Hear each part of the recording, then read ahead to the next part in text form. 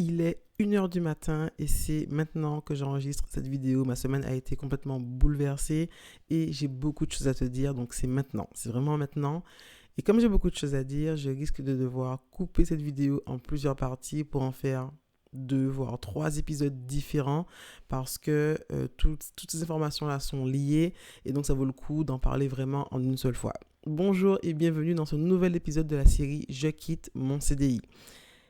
Ça m'a pris du temps. J'avais besoin de prendre du temps pour ça et je crois que c'est le moment de faire le bilan de ce premier mois après avoir quitté mon travail, tout simplement, pour faire le point sur ce qui s'est passé, ce qu'il y a eu comme changement. Et dans cette première partie, je vais te parler de tous les points positifs. J'ai pris des notes pour ne pas perdre mon fil, donc c'est normal si je regarde de temps en temps vers le bas pour faire le point sur ce que j'ai noté. Donc là, vraiment, on va commencer par tout ce qui est points positifs. Premièrement, j'ai décidé de confier le marketing de mon entreprise à une personne compétente sur ce domaine, compétente sur cette question. Et ce qu'il m'a demandé, ce sont des photos professionnelles. Donc pour ça, il fallait faire un shooting photo et pour ça, il fallait des vêtements. Et donc, tout a commencé par un relooking. Ma petite sœur a été ma grande sœur pendant 1 semaine et m'a accompagnée pour faire du shopping, acheter des vêtements. J'ai été également faire du shopping avec la cousine de mon mari. J'ai refait absolument toute ma garde-robe. J'ai donc donné aussi beaucoup de vêtements parce que j'ai plutôt une philosophie à l'origine un peu minimaliste, en tout cas sur les vêtements. Et donc, si j'ai plus de vêtements, si j'achète des vêtements, dans ce cas-là, ça signifie qu'il y a des vêtements qui doivent sortir parce que dans ma façon de fonctionner, mes vêtements tiennent dans une commode. Quand on a déménagé pour venir habiter ici, on a déménagé tous avec une valise de vêtements, voilà, par personne. Et mes vêtements tiennent dans une commode. Donc voilà, j'ai dû libérer de la place dans cette commode. J'ai vidé 2 tiroirs sur 4 et j'ai mis mes vêtements sur penderie parce que je n'avais pas de penderie avant. Bref, le relooking, ça a été quelque chose de vraiment bien parce que ça me permet de passer du temps avec ma petite sœur. Et pour ce qui est du shooting photo, c'était vraiment une superbe expérience pour une raison assez simple, c'est que d'abord le shooting photo a été fait par un ami qui est, on va dire, un amoureux de l'image, donc de la photo, de la vidéo et qui touche à énormément de domaines, pas que les shootings photos justement. Et donc j'ai fait appel à lui parce que vraiment c'est un passionné et qu'il est compétent. Et ça me permet de faire une petite parenthèse sur le fait de faire appel à des amis pour des prestations.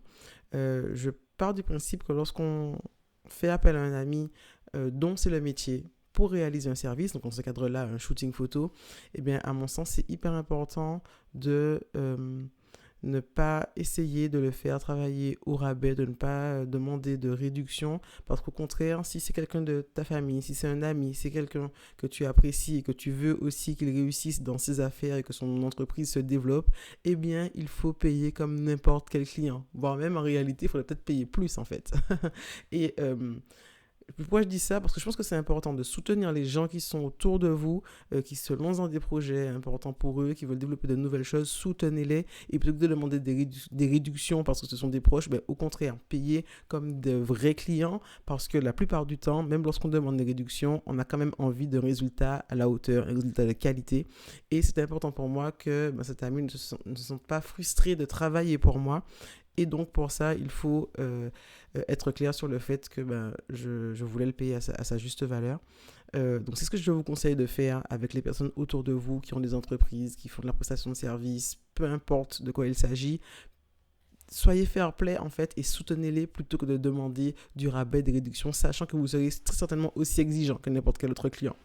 Donc, le shooting photo, ça a été une superbe expérience parce que ça m'a permis de me voir différemment. Alors, il y avait aussi ma petite sœur qui était là, mon mari qui était là et qui avait une mission très précise qui était de me faire rire, sourire pour obtenir de vrais sourires, des sourires vrais, que ce ne soit pas des sourires crispés ou voilà. Et vraiment, c'était vraiment un très très bon moment. Je me suis rendu compte, quelque chose de très bête en fait, que ma posture en général n'était pas suffisamment confiante, pas suffisamment affirmée. Et le fait d'avoir fait ce shooting photo, d'avoir fait ce relooking finalement, d'avoir refait, on va dire, ma garde-robe, fait que maintenant, eh bien, je m'habille beaucoup mieux au quotidien, ne serait-ce que pour aller chercher mes enfants en fait à l'école le midi. Eh bien maintenant, j'y vais en étant bien habillée, j'y vais souvent en étant en talons parce que j'aime bien mettre des talons et ça faisait longtemps que j'en avais pas mis. Et donc voilà, je suis vraiment reparti dans ce mode-là et clairement, ça fait du bien. Il y a aussi la question de l'équipement. J'ai décidé de m'équiper de façon à pouvoir être plus nomade dans mon mode de fonctionnement, c'est-à-dire que j'ai envie de pouvoir enregistrer des vidéos lorsque je suis en déplacement, que ce soit en vacances, que ce soit lorsque je pars en déplacement pour des formations, ou pourquoi pas si jamais je dois partir relativement loin de chez moi pour des ateliers et prendre une nuit à l'extérieur, et bien dans ce cas-là, pourquoi pas voilà, avoir le matos qu'il faut pour pouvoir filmer en dehors de chez moi. C'est ce que j'ai fait dans l'une des vidéos précédentes. Et donc j'ai apprécié ça, essayer de installer un peu le matériel pour pouvoir filmer. Les conditions étaient pas top, notamment sur la lumière pour la vidéo précédente, mais quand même, je suis très contente de l'avoir fait. Et donc pour ça, j'ai acheté du matériel, notamment le sac dont je vous ai parlé dans la vidéo que j'ai faite en dehors de chez moi. L'idée, c'était simplement qu'ils prennent tout, tout ce dont j'ai besoin. Et donc, j'ai été voir ma voisine qui vend ses sacs. J'ai suis venue avec mon matériel. J'ai vérifié que tout rentrait et j'étais très contente de voir que c'était le cas. Et donc, voilà, je me suis équipée pour pouvoir être nomade. Je suis vraiment contente de ça parce que ça va me permettre de pouvoir faire des choses différentes. Alors, pas forcément des choses extrêmement différentes quand même. La plupart du temps, je serai assise, très probablement. Mais quand même, c'était important pour moi de pouvoir avoir ce set minimal de fonctionnement en dehors de chez moi et ne pas avoir à ramener toutes mes lumières, trépieds, etc. Qui prennent finalement un peu de place et qui auraient été trop volumineux, trop compliqués à transporter, surtout si je me déplace juste pour un week-end ou quelque chose comme ça. Il y a aussi la question de la gestion du temps. Maintenant, je peux gérer mon temps comme je l'entends, en fait. Et surtout, le plus important dans tout ça, c'est que je passe plus de temps avec mes enfants. Je passe plus de temps avec mes enfants, donc à midi, après l'école, le mercredi, on fait du sport ensemble en mettant des vidéos YouTube. D'ailleurs, si vous n'avez peut-être jamais fait attention à ça, mais dans la description de mes vidéos, il y a toujours, en tout cas pour les vidéos qui sont mises en ligne sur YouTube, il y a toujours une vidéo de sport et une vidéo de musique avec les musiques qui m'inspirent en ce moment et avec les vidéos de sport que j'ai faites récemment avec mes enfants ou que je prévois de faire prochainement. Ces derniers temps, c'est souvent la même vidéo qui est mise parce que tout simplement j'oublie de tester cette vidéo-là avec mes filles, mais j'essaie de mettre ce qui m'inspire en ce moment. Donc n'hésitez pas à regarder dans la description des vidéos si vous êtes sur YouTube, il y a toujours ces deux liens-là qui sont quelque part en bas dans la description. J'ai aussi plus de temps pour cuisiner avec mes enfants, faire des cakes au chocolat, des crêpes, des pancakes, des cookies et tout ça, que ce soit le mercredi ou après l'école, pour le goûter, pour le petit déjeuner, etc. Et me dire que je peux me lever le matin et faire des pancakes pour mes enfants qui iront à l'école juste après. Rien que ça peut paraître bête en fait, mais pouvoir disposer de son temps pour faire des choses aussi simples que ça, mais aussi précieuses mine de rien dans ces petits moments-là de qualité qu'on vit avec ses enfants, je crois que c'est quelque chose qui est important et qu'on peut apprécier lorsqu'on n'y a pas eu accès en fait pendant longtemps. Il y a aussi quelque chose qui est important, le fait de continuer d'avoir une vie sociale, parce que c'est vrai que je ne vais plus au travail, littéralement, je travaille de chez moi. Et donc, faut quand même faire attention à ça, à ne pas s'isoler. Aujourd'hui, bilan de ce premier mois-là, oui, en fait, je continue d'avoir une vie sociale, que ce soit pour déjeuner. Récemment, j'ai déjeuné en fait avec une amie, donc sur son temps de pause déjeuner, elle était en télétravail. Un mercredi, une de mes voisines est passée à la maison avec ses deux enfants et les enfants ont joué ensemble l'après-midi, ont mangé des crêpes pour le goûter, c'était un bon moment. Et cette voisine-là, elle est en congé parental en ce moment, donc c'était l'occasion de passer un petit moment, les enfants ensemble et nous de discuter entre adultes, mine de rien. Et puis, plus récemment encore, une autre voisine là qui, elle, était en congé à ce moment-là, mais elle est passée à la maison, on a discuté aussi. Plein de petites choses comme ça qui peuvent paraître simples et banales, mais mine de rien, nouer des relations différentes avec les gens que l'on croise dans d'autres circonstances, donc notamment son voisinage ou les parents à l'école, etc. Je suis aussi plus disponible pour les amis, notamment un exemple tout récent, une membre du programme Apprendre sa nature cheveux crépus qui est aussi une amie qui est passée à la maison il n'y a pas très longtemps pour faire un soin. Le fait aussi d'être disponible et de pouvoir dire en fait aux maîtresses d'école qu'à partir de maintenant pour les sorties scolaires, elles peuvent compter sur moi s'il y a besoin d'accompagnatrices, d'accompagnateurs, de parents en tout cas qui accompagnent. Et j'ai pu récemment aller en sortie scolaire avec ma fille cadette en forêt, passer un petit moment à aller ramasser des choses en forêt. Et ça, en fait, c'était pas possible avant parce que simplement j'étais au travail comme beaucoup de parents. Le sport, les loisirs, ça aussi c'est important. J'ai remis en place la piscine. Donc là, je vais à la piscine 2 fois par semaine. J'y retrouve aussi une collègue. Alors j'ai du mal à dire ancienne collègue. Hein. Donc 2 fois par semaine, le matin en fait, assez tôt, je vais à la piscine. Et ça, c'est vachement cool parce que ça permet de se dépenser. Vraiment de passer un bon moment, de se dépenser physiquement, de faire du sport. Et après ça, la journée, je démarre ma journée de travail après ça. Ça fait vraiment du bien et mine de rien, ça joue aussi sur le sommeil qui est de meilleure qualité après. Et donc faire du sport, c'est dommage de s'en passer. J'en ai parlé tout à l'heure, faire du sport devant la télé aussi, c'est un truc que je fais souvent avec mes enfants. Après l'école, avant ou après les devoirs, enfin voilà. Ça peut être juste une vidéo d'un quart d'heure sur YouTube et mine de rien ça, c'est aussi des petits moments qui sont intéressants à vivre avec ses enfants lorsqu'on en a ou même tout seul en fait. Et l'effet finalement bénéfique, c'est que souvent ce sont mes filles qui vont me réclamer qu'on fasse le sport et donc ça crée, on va dire, une sorte de cercle vertueux, si on peut dire ça comme ça. Toujours dans la thématique du sport, alors c'est marrant parce que ça donne l'impression que c'est maintenant que j'ai quitté mon travail que je passe plus de temps sympa avec mes collègues et ce mois-ci j'ai fait une initiation à l'escalade. J'en ai parlé dans une vidéo précédente avec une de mes collègues qui nous a initié à l'escalade.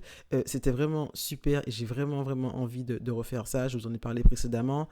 Plus récemment, c'était la semaine dernière ou il y a 2 semaines, je crois, ça fait une semaine, je crois à peu près. Là, c'était du karting, toujours avec des collègues. Et ça, c'était vachement sympa parce que j'ai toujours voulu faire du karting. Je n'en ai jamais eu l'occasion. Et là, c'était vraiment super. D'ailleurs, c'était prévu qu'à mon enterrement de vie de jeune fille, on fasse du karting. Et finalement, pour des questions de logistique et de timing, ça ne s'est pas fait.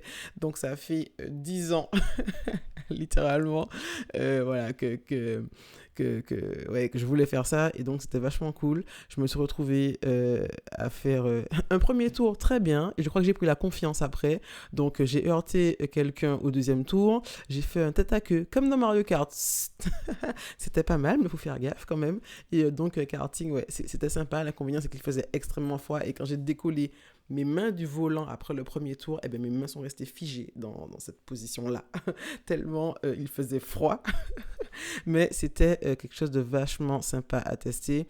Et donc, pouvoir avoir des loisirs, faire du sport, mine de rien, c'est important. Pour se sentir bien, en fait, pour profiter de bons moments avec d'autres personnes et découvrir de nouvelles choses, tout simplement. J'ai aussi plus de temps pour m'occuper de ma maison. Et moi qui suis aussi, on va dire, une mini passionnée de home organizing, etc., mine de rien, ma maison n'a jamais été aussi bien rangée, aussi longtemps. Même si j'avais plein d'astuces, de techniques, de méthodes avant, là en fait c'est beaucoup plus simple parce que les choses sont plus fluides en fait au quotidien. Ça a des avantages et des inconvénients, mais ça j'en parlerai dans la deuxième vidéo, l'épisode suivant, où je vous parlerai des inconvénients finalement, on va dire du revers de la médaille de ce mois finalement d'adaptation, ce premier mois en dehors de mon boulot. Je continue. Avec le fait que j'ai commencé à travailler sur de nouveaux projets. Donc, j'ai commencé à travailler sur de nouveaux projets. Comme je l'ai dit au début, je crois, j'ai confié la partie marketing de mon entreprise à une autre personne qui s'en occupe en grande partie. Donc, on est en train de calibrer tout ça. C'était un point important à mettre en place parce qu'à un moment donné, on ne peut pas forcément tout faire. Même si je suis, on va dire, multipassionnée, qu'il y a énormément de thématiques qui m'intéressent et que je me suis aussi formée au marketing, etc. Mais à un moment donné, on ne peut pas tout faire soi-même et c'est important de pouvoir confier certaines tâches à des personnes qui sont compétentes, comme pour le shooting photo. Là, je fais appel à quelqu'un qui est compétent de façon à moi pouvoir me concentrer sur ce qui est important pour moi. Et ce qui est important pour moi cette année, c'est d'avancer sur différents projets. Bien évidemment, le programme Apprendre sa nature cheveux crépus, ça continue et je vais en parler, je crois, pour le point suivant. Et je démarre d'autres projets dont je vous reparlerai J'ai démarré aussi une nouvelle formation, pareil, dont je vous reparlerai. Il faudra prendre le temps vraiment de faire une vidéo pour ça. Mais on a le temps parce que la formation dure 1 an. Ça se passe sur plusieurs moments dans l'année où je me déplace donc en dehors de chez moi. Donc il y aura des examens, des stages d'observation, des fiches de lecture, des supports pédagogiques à produire. Il y aura beaucoup de boulot, clairement beaucoup de boulot, beaucoup de choses à apprendre. Et je suis super contente parce que j'avais ce projet dans le cœur depuis 10 ans, depuis une vraie bonne dizaine d'années. Et c'est super de pouvoir se dire que de pouvoir réaliser concrètement quelque chose qu'on a dans le cœur depuis très longtemps, qui est vraiment important. Et ça, je vous en reparlerai. Mais voilà, cette année sabbatique-là est aussi dédiée à tous ces projets qui sont en attente depuis plus ou moins longtemps, en fait. Et donc, mon tout premier projet, le programme d'accompagnement Apprendre sa nature cheveux crépus, mais ça continue. Clairement, c'est le point de départ de tout ça. C'est vraiment le projet que je veux développer cette année en priorité, en plus de tout ce que j'ai envie de faire à côté, bien sûr, mais ça, c'est vraiment important parce que je vois les fruits sur les personnes qui me font confiance. Euh, je pense aussi parfois, souvent même aux fois où on enregistre des témoignages avec des clientes. Et la plupart du temps, quand on fait ça, j'ai un sourire jusqu'aux oreilles qui ne se décroche plus parce que je vois le fruit de ce travail-là dans la vie des gens. Je vois les résultats, je vois la satisfaction, je vois la progression aussi des personnes que j'accompagne. Là, par exemple, en ce moment, j'ai une cliente que j'accompagne et euh, qui progresse en fait bien, super bien. Et je suis contente en fait de travailler avec des personnes qui sont ouvertes d'esprit, qui sont prêtes à fonctionner différemment, à essayer des choses différentes, à apprendre en fait tout ça pour réussir, pour avoir des résultats, ne plus avoir de résultats aléatoires et être capable d'avoir une idée très précise du résultat qu'on va obtenir après avoir fait ses soins, etc. et ne plus y passer autant de temps qu'avant. Bon, ça, bien évidemment, je pourrais en parler pendant des heures et des heures, mais je suis contente de travailler sur ça, d'avoir pour objectif de développer tout ça et ça va être la continuité durant l'année 2024.